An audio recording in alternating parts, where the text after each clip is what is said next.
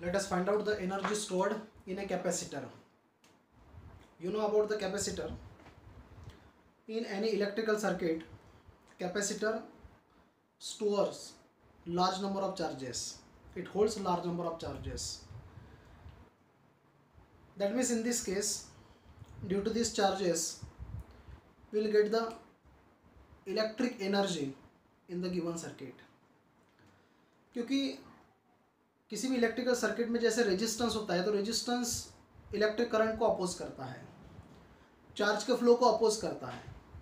तो वहाँ पर जो इलेक्ट्रिकल एनर्जी रिक्वायर्ड होता है, उस इलेक्ट्रिक एनर्जी को स्टोर करने का काम, मतलब उसको प्रोवाइड करने का काम कैपेसिटर करता है। क्योंकि कैपेसिटर में लार्ज नंबर ऑफ चार्जेस है, उसने बहुत सारे चार्जेस को स्टोर करके रखा है, तो उसके पास में बहुत ज़्यादा एनर्जी है। तो जब वो रेजिस्टेंस चार्ज को अपोज करता है, इलेक्ट्रिक करंट को अपोज करता है, तो उस समय इस कैपेसिटर में जो इलेक्ट्रोस्टैटिक एनर्जी है, उस इलेक्ट्रोस्टैटिक एनर्जी का यूज़ किया जाता है ताकि वो चार्ज उस इलेक्ट्रिकल सर्किट में से इजीली फ्लो हो जाए। This energy that is called as electrostatic energy stored in a capacitor we have to find here. हमको वो फार्मूला फाइंड आउट करना है। अब हम यहाँ पर किसी कंडक्टर की बात करेंगे। जैसे हमने एक कंडक्टर लिया है, ये कंडक्टर समझ लो, और इस कंडक्टर के ऊपर हमने चार्जेस को डिपॉजिट किया। Large number of charges are deposited on this conductor. अब ये चार्जेस जो डिपॉजिट हो चुके हैं वो तो अपनी जगह छोड़ने वाले नहीं है।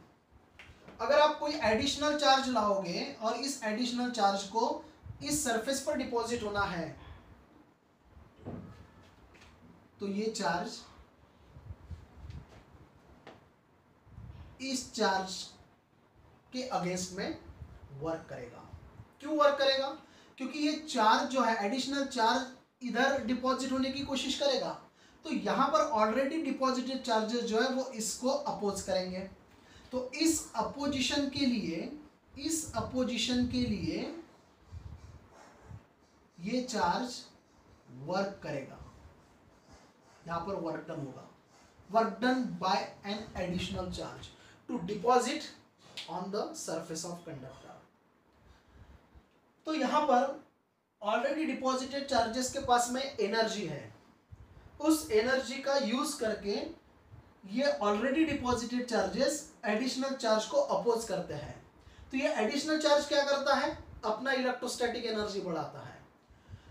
जैसे जैसे यहाँ पर अपोजिशन बढ़ेगा, वैसे वैसे इलेक्ट्रोस्टैटिक एनर्जी बढ़ेगा, वैसे वैसे यहाँ पर वर्क डन बढ़ेगा, और ये एडिशनल चार्ज जो है वो उस सरफेस पर डिपॉजिट होगा। मतलब यहाँ पर जो वर्क डन है वो work done electrostatic potential energy के फॉर्म में है। Work done is stored in the form of electrostatic potential energy. Capacitor का भी वैसा ही है। अगर कैपेसिटर के प्लेट पे एडिशनल चार्ज को डिपॉजिट करना है, क्योंकि कैपेसिटर के प्लेट पे बहुत सारे चार्जेस ऑलरेडी डिपॉजिटेड हैं, अगर वहां पर आपको एक एडिशनल चार्ज को लाना है तो वही प्रोसेस होगा जो मैंने अभी यहाँ पर बताया।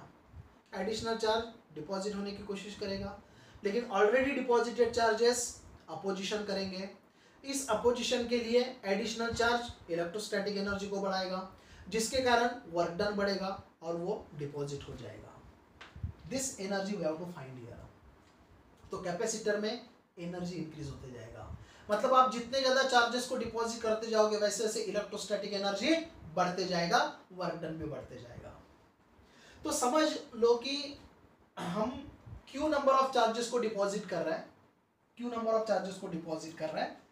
और क्यू नंबर ऑफ चार्ज के कारण वहां पर जो पोटेंशियल बढ़ रहा है वो V है। Now in this case we can write Q is equal to CV। यहां पर हम लोग Q is equal to CV लिख सकते हैं। मतलब यहां पर अगर आप V फाइंड आउट करोगे तो आपको Q अपॉन C मिलेगा। So according to the concept of capacitance, or we can say capacity, Q is directly proportional to V. That means Q is equal to CV, where Q is the total charge। Q जो है वो total charge हुआ, V total potential हुआ, जो charge Q के कारण develop हो रहा है और C जो है वो कैपेसिटर का कैपेसिटी हुआ। It is the capacity of capacitor. Now अब हम एक, जैसे यहाँ पर हम चार्जिंग कर रहे हैं किसको, कैपेसिटर को, तो मैं यहाँ पर एग्जांपल लेता हूँ मोबाइल बैटरी का चार्जिंग। हम लोग मोबाइल को चार्जिंग पे लगा देते हैं, समझ लो मोबाइल का चार्जिंग 100% हुआ। इसका मतलब वहाँ पर टोटल चार्ज डिपॉजिट हो चुका है, टोटल पोटेंशियल डेवलप हो चुका है, जितना उसका कैपेसिटी था उसके हिसाब से चार्जेस वहाँ पर डिपॉजिट हो चुके हैं। लेकिन 100% के पहले की अगर बात करते हैं तो समझ लो कि हमने मोबाइल के बैटरी को 80% तक चार्ज किया, 80% तक मोबाइल का बैटरी चार्ज हुआ। मोबाइल के बैटरी की जगह पर आप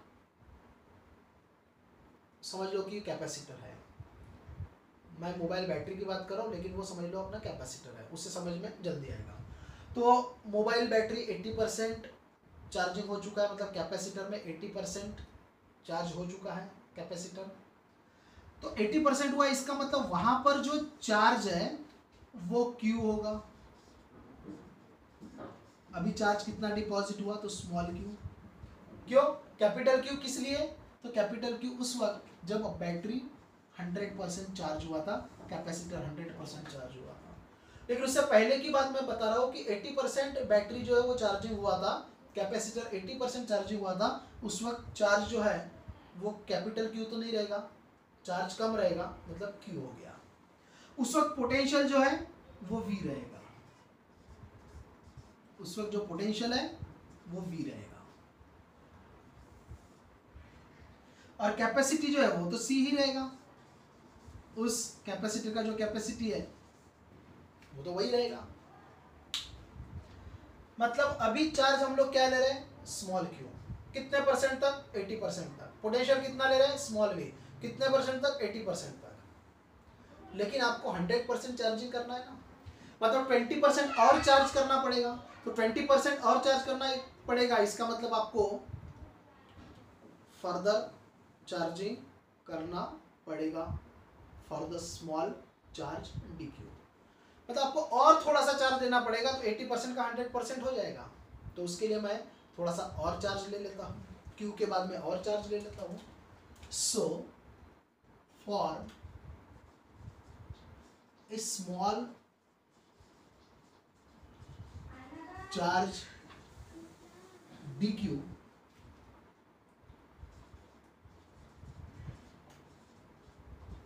work done is equal to, यहाँ पर वर्क डन का फॉर्मूला क्या होगा, तो यहाँ पर वर्क डन का फॉर्मूला होगा potential into charge. Potential small v है क्योंकि हम आगे 80% के आगे बढ़ रहे हैं, 80% के आगे बढ़ रहे हैं, तो 80% पर वोल्टेज कितना था, तो स्मॉल v था। चार्ज आप कितना दे रहे हो, तो dq दे रहे हो, dq चार्ज दे रहे हो। चार्ज अगर dq दे रहे हो तो वर्क डन क्या होगा, dw होगा, क्योंकि आपको थोड़ा सा ही वर्क डन करना पड़ेगा। मतलब स्मॉल चार्ज के लिए स्मॉल वर्क डन, और टोटल चार्ज अगर है तो उसके लिए आपको वर्क डन को बढ़ाना पड़ेगा। So now in this case this dw is equal to v into dq। हम यहां से v फाइंड आउट करेंगे,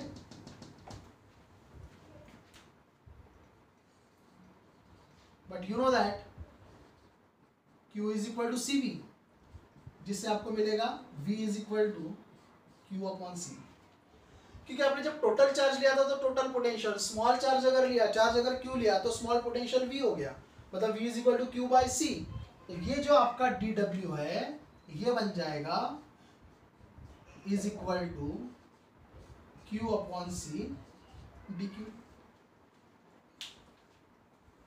अब हम कंप्लीट चार्जिंग की अगर बात करेंगे तो वर्क डन भी आपको 0 टू w इंटीग्रेट करना पड़ेगा इसको। dw is equal to integration 0 to total charge. हम चार्जिंग करते हैं तो पहले चार्ज क्या होता है, 0।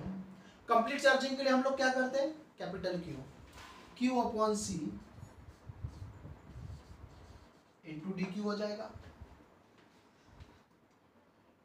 Integration D W is W,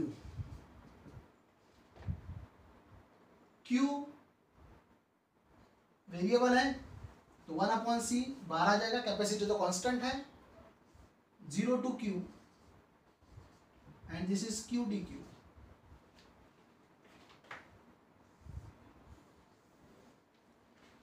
Therefore work done is equal to 1/c, integration q dq is q square by 2, lower limit is 0, upper limit is q. Now we have to substitute the limit.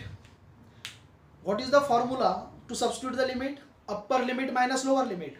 Upper limit is capital Q, तो small q variable था तो small q की जगह पर capital Q आएगा, square वैसे ही रहेगा, divide by 2 आएगा, माइनस लोअर लिमिट इज 0 तो 0 square divided by 2।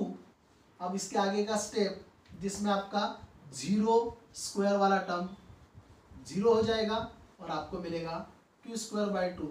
That means in this case this work done is equal to 1/2 q square by c.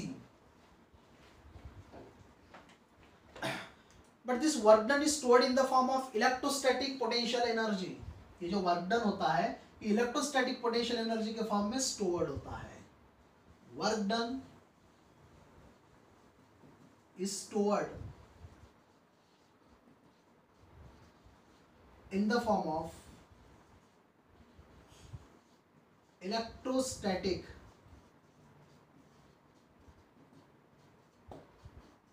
potential energy, and this electrostatic potential energy is denoted by U is equal to half Q square by C, and this is the formula for electrostatic potential energy, or we can say energy stored in the capacitor.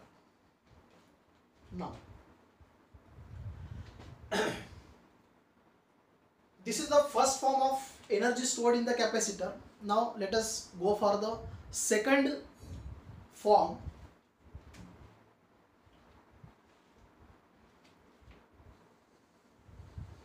But Q is equal to CV, therefore U is equal to half C square V square upon C, C cancel हो जाएगा, आपको मिलेगा U is equal to half CV square, and this is the second form of electrostatic energy.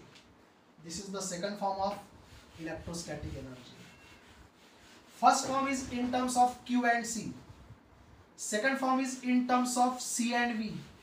मतलब आपके जो तीन term है, कौन से तीन टर्म है? Q, C, V. इस इक्वेशन में Q और C प्रेजेंट है, उसके बाद में सेकंड इक्वेशन में C और V प्रेजेंट है। मतलब आपने पहले इक्वेशन के हिसाब से V को गायब किया था, दूसरे इक्वेशन के हिसाब से आपने Q को गायब किया, अब आपको C को गायब करना है। तो मैं यहाँ पे C is equal to Q upon V substitute कर देता हूँ। Q is equal to CV होता है तो C is equal to Q upon V हो जाएगा। तो मैं यहाँ पर लिख सकता हूँ U is equal to half C मतलब Q अपॉन V इंटू क्या है यहाँ पर V स्क्वायर, V कैंसिल हो जाएगा, U इज इक्वल टू आपको मिलेगा half QV, and this is the third form of electrostatic potential energy. So first form of electrostatic potential energy is half Q square by C. Second form of electrostatic potential energy is half CV square, and third form of electrostatic potential energy is half QV. So these are the three different forms of energy stored in the capacitor. This energy is called as electrostatic potential energy, and it is stored in the capacitor.